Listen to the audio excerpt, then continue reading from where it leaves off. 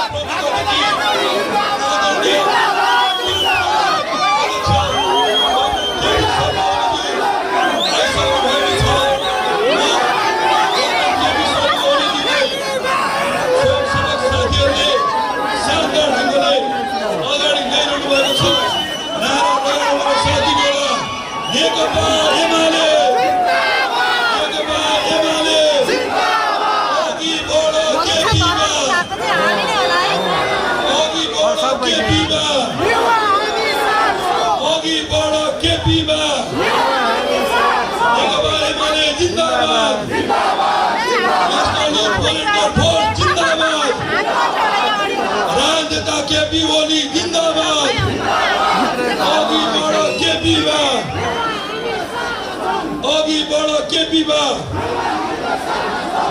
National volunteer फोर्सको logo सहितको टोपी लगाएर कमरेड भानुभक्त ढकालले हाम्रो प्रमुख अतिथिलाई स्वागत गरिसक्नु भएको छ।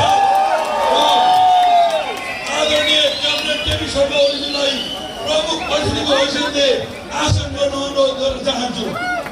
कमरेडहरू, अब मैले संक्षिप्त ढङ्गले तपाईँको सामु आफ्नो विचार राख्न गएको छु। साथीहरू बस्नु होला। बाहिर पनि ठुलो मन्त्री साहेबसँग बाहिर पनि माइक राखिएको छ।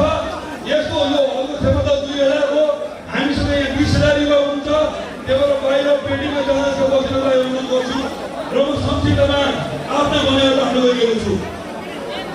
म केन्द्रीय भाइबहिनीलाई भन्न चाहन्छु, खालिद शाह, सुदन गुरुङ लगायत कुची पटक विदेशी दलाल जेन्जी बाहेक बाँकी सबै जेन्जी एमालेको एजेन्डामा आइसक्नु भएको छ।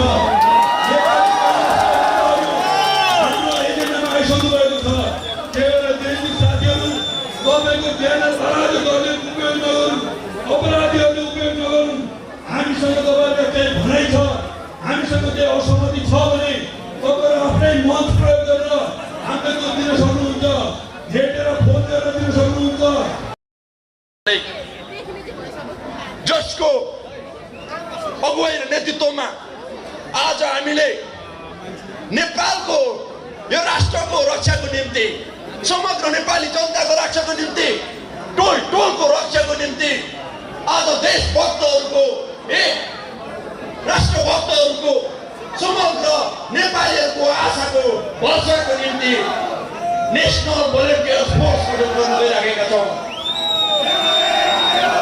यो फोर्स